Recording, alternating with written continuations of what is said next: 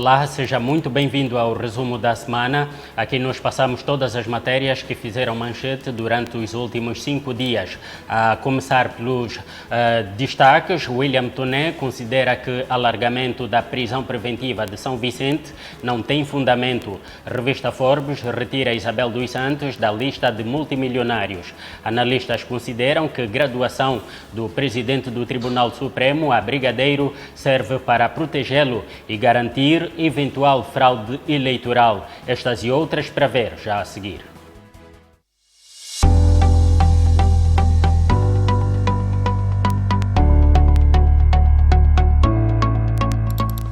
Ao vivo em 3, 2, 1. Sejam todos bem-vindos ao nosso especial entrevista. Produção de conteúdo digital, filmes comerciais, documentários, reportagens, cobertura de eventos e transmissão ao vivo. Temos estúdio e equipamento moderno. Planalto Digital Studio.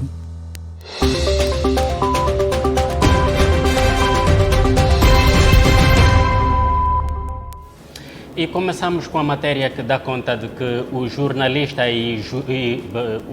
e jornalista William Toné concorda com o constitucionalista português Jorge Miranda de que o alargamento da prisão preventiva de Carlos de São Vicente está despido de fundamentos suficientes que justifiquem a manutenção da referida prisão. Na semana passada, o deputado constitucionalista português advogou que o alargamento da prisão do genro do primeiro presidente angolano ofende princípios elementares do Estado democrático e de direito e que violam a própria Constituição de Angola. Entre outras, Jorge Miranda escreveu, e passo a citar, não se divisam no processo indícios dos crimes imputados que pudessem justificar a prisão preventiva e não se divisa nenhum perigo de fuga no despacho do Ministério Público nem de perturbação do processo.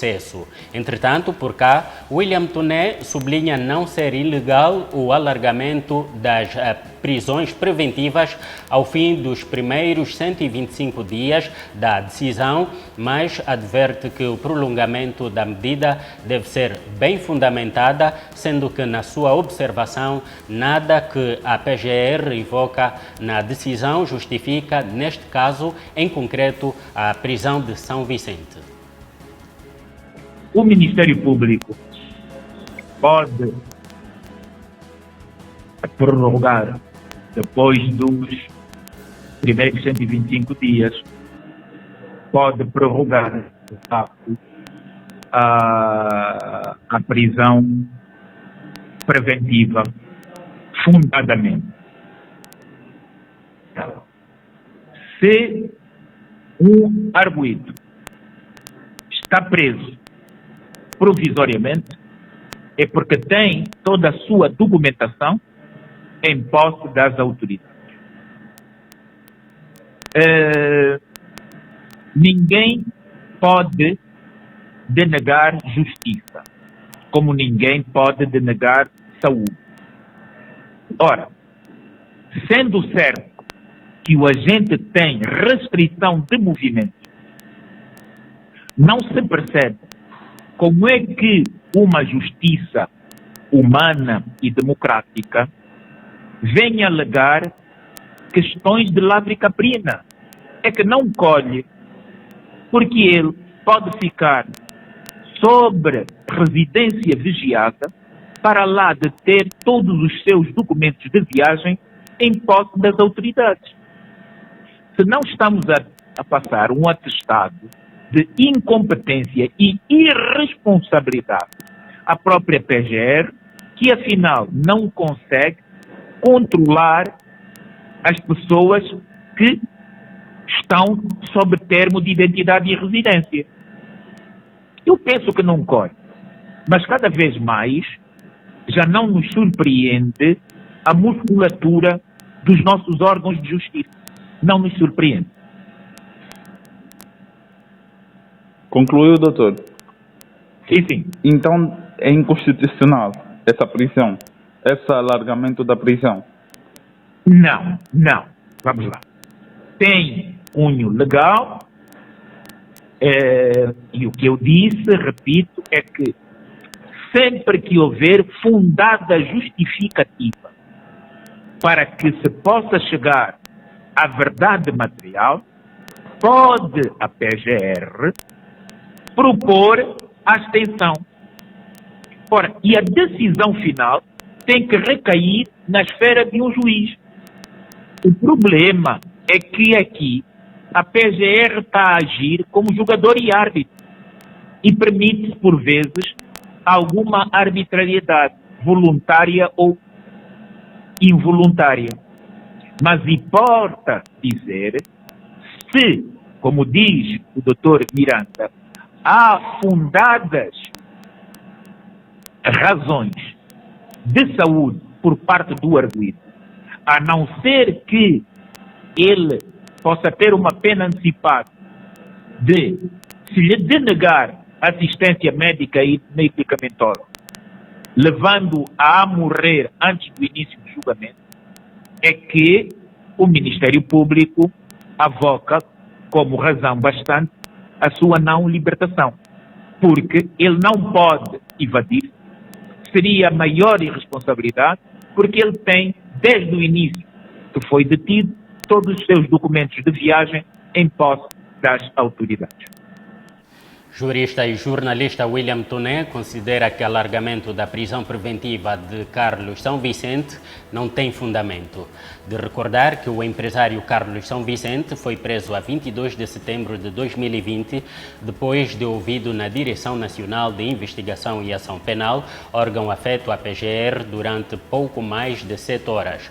Carlos de São Vicente é acusado de múltiplos crimes, como peculato, participação econômica, tráfico de influência e lavagem de capitais. Em causa está uma investigação que envolve uma conta bancária de Carlos São Vicente congelada na Suíça por suspeitas de lavagem de dinheiro com cerca de 900 milhões de dólares.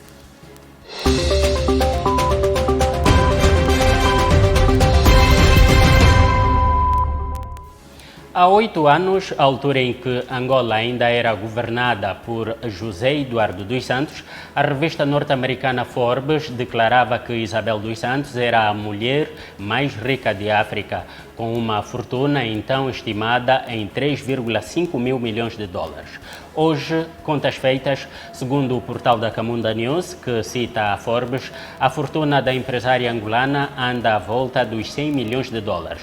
Neste caso, a Forbes retira Isabel dos Santos da lista dos mais ricos pelo facto de ter perdido muitos ativos desde a ascensão de João Lourenço na administração do país. Por outro lado, entretanto, o Tribunal de Recurso de Paris condenou nesta semana a empresa Vidatel de Isabel dos Santos a pagar uma indemnização à PT Ventures pertencente à Sonangol no valor de 339,4 milhões de dólares, cerca de 220,9 milhões de kwanzas, de acordo com o câmbio atual. A decisão do Tribunal de Recurso de Paris vem assim confirmar a sentença da Câmara de Comércio Internacional de 20 de fevereiro de 2019, que havia decidido que a Vidatel devia pagar o montante supra a PT Ventures para, naquele momento, inconformada com a decisão, Isabel dos Santos recorreu ao Tribunal de Recurso de Paris para requerer a anulação da sentença. Além do pagamento de indemnização, a Vidatel de Isabel dos Santos deverá pagar 300 mil euros de compensação à PT Ventures e respectivas despesas legais do processo.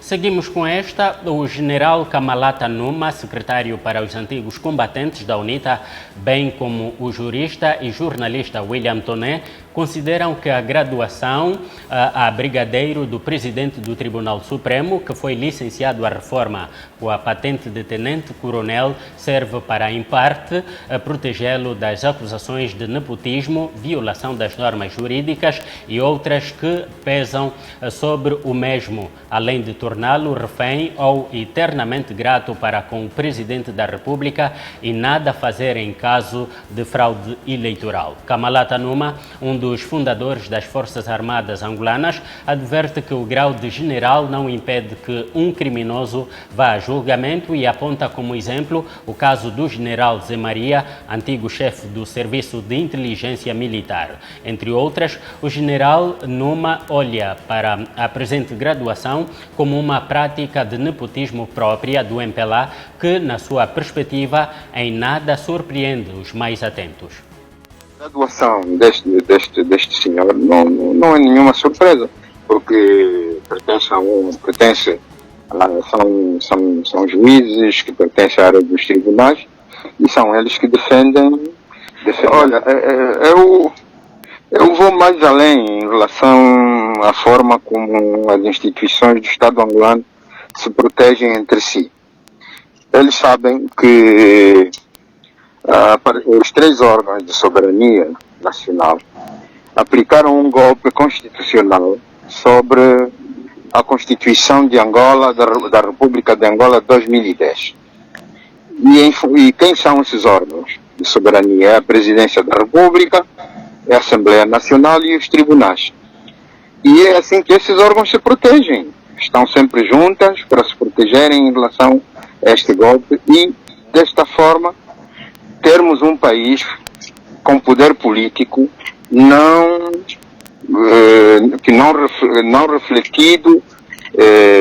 refletido nas normas constitucionais assumidas em 2010.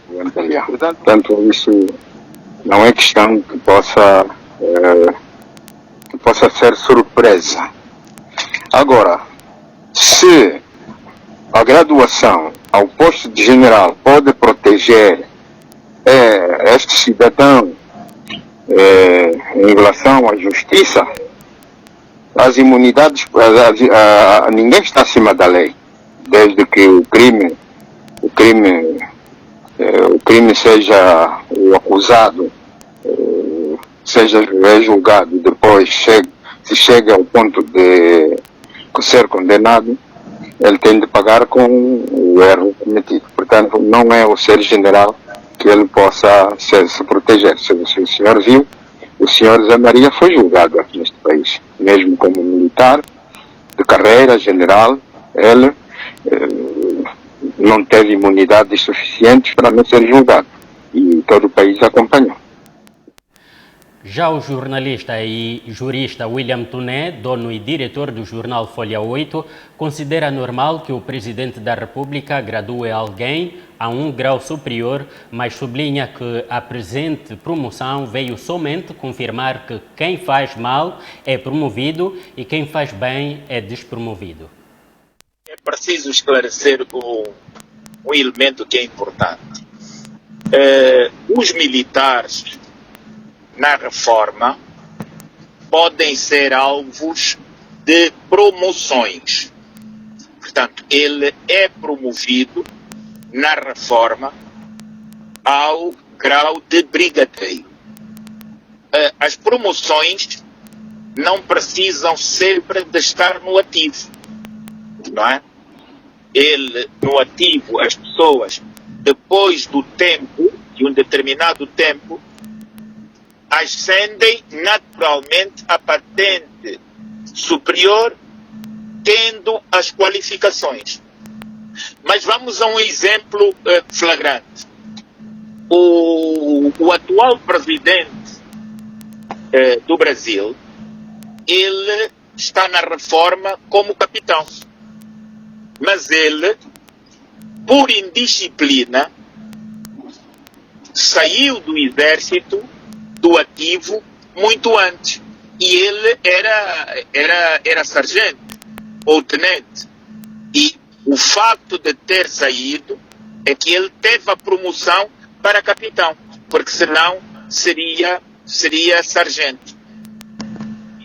Tanto é normal que o Presidente da República, na qualidade de comandante em chefe, em dado momento, decida promover alguns ex-oficiais que estejam na reforma ou na reserva a um grau superior do que aqueles que tinham quando estavam no ativo.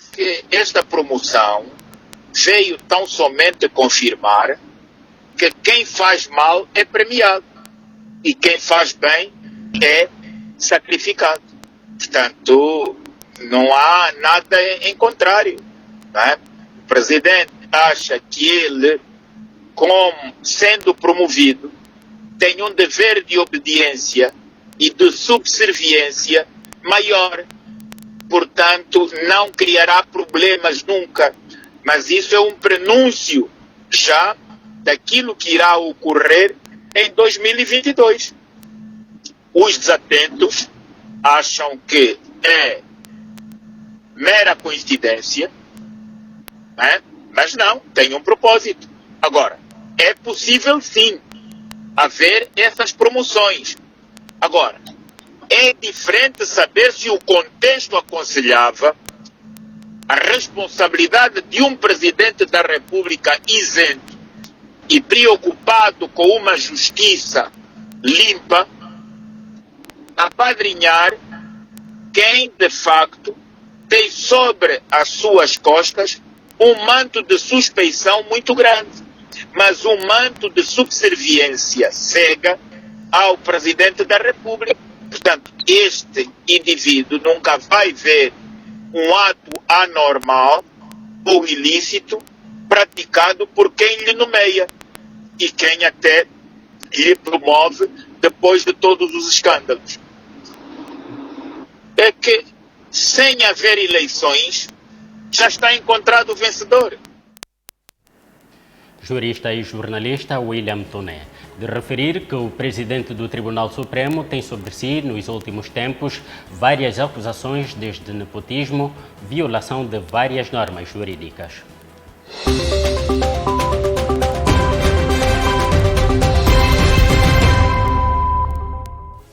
O Tribunal Provincial de Luanda suspendeu provisoriamente todos os atos jurídicos praticados pela Comissão Eleitoral para os órgãos sociais da Federação Angolana de Futebol.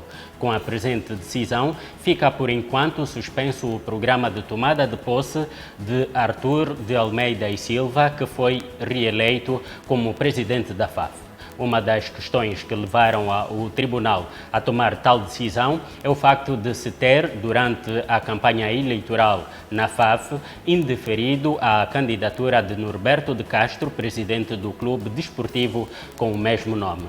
Para o Tribunal Provincial de Luanda, Norberto de Castro foi afastado ilegalmente pela Comissão Eleitoral.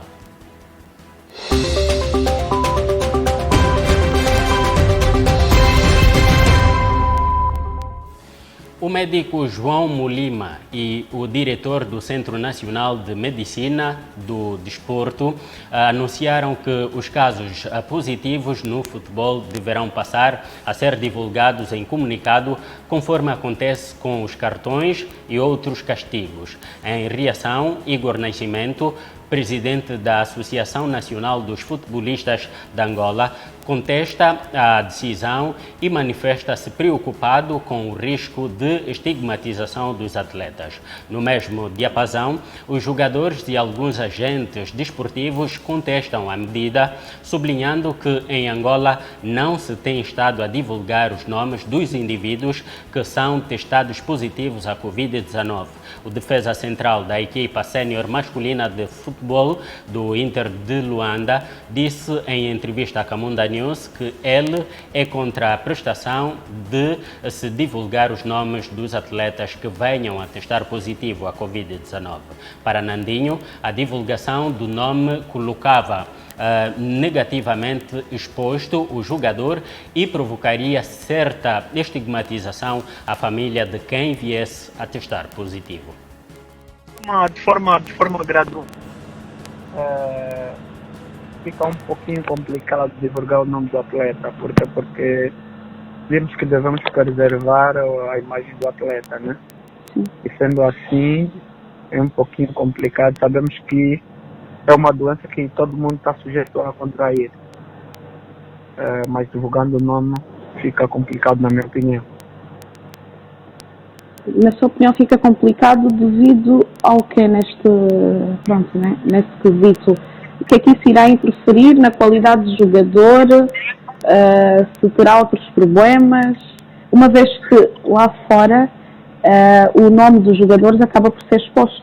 Por exemplo, o Cristiano Ronaldo, quando contraiu a Covid-19, toda a gente sabia que ele estava com a Covid, e então não acabou por ser um problema, mas sim olhamos numa vertente que apelamos que o mesmo melhorasse.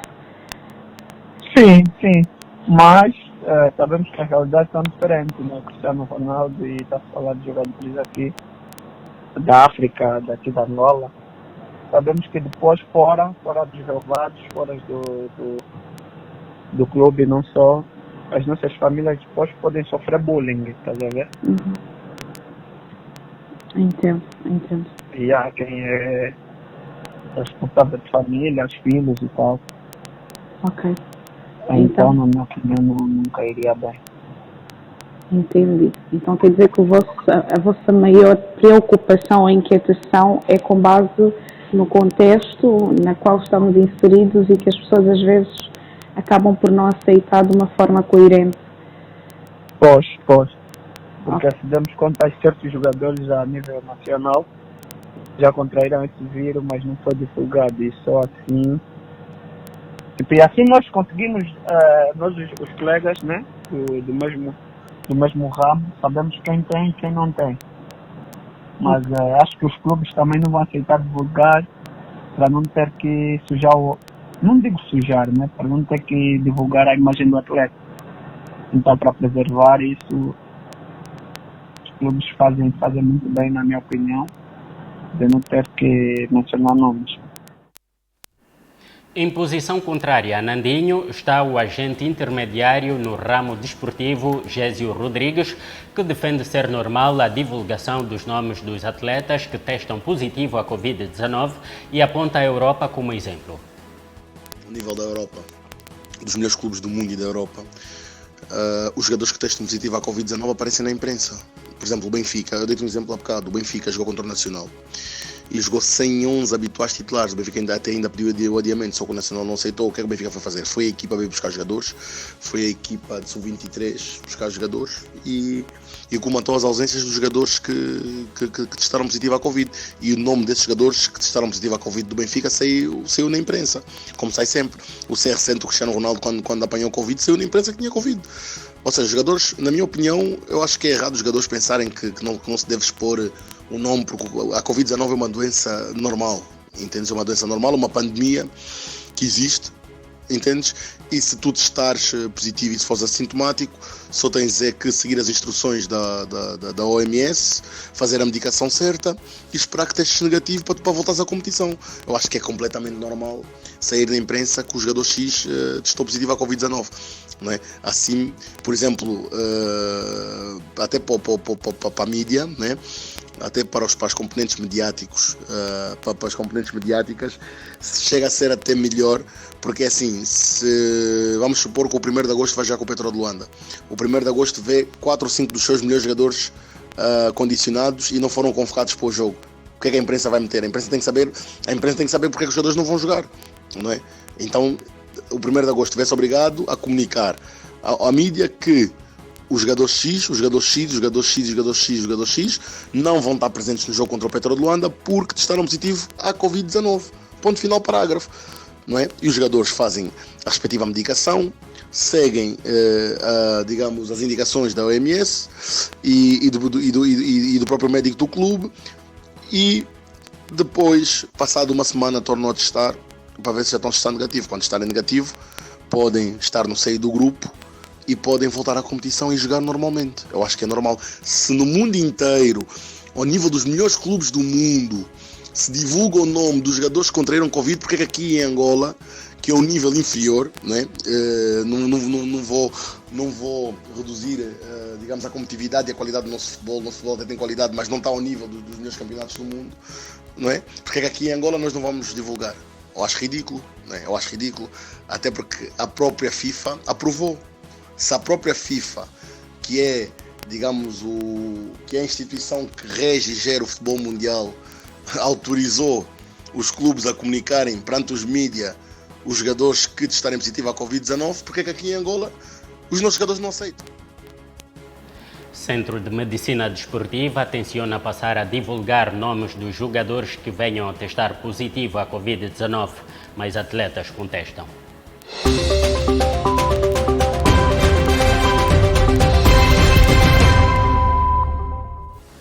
Está assim contado o resumo da semana. Muito obrigado pela audiência. Já sabe que se quiser ver estas e outras notícias, você pode encontrar no portal da Camunda News. Da nossa parte, resta-nos apenas desejá-lo um ótimo fim de semana. Cuida-se e passe bem.